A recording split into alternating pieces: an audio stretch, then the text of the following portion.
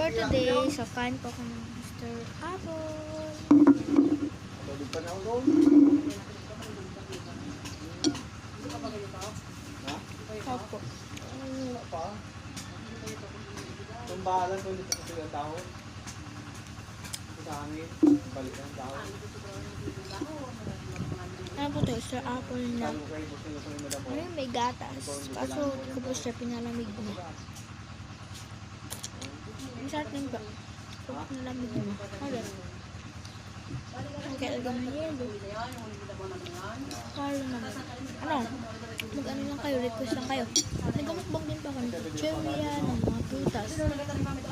Request po kayo ng prutas po, ng chicheria, kahit anong pagkain po. Susundin ko po para sa inyo. Bye! Noon, nakanong nagkatalang kami sa may huling ginda po namin sa Iloon. Enjoy po kayo sa akin.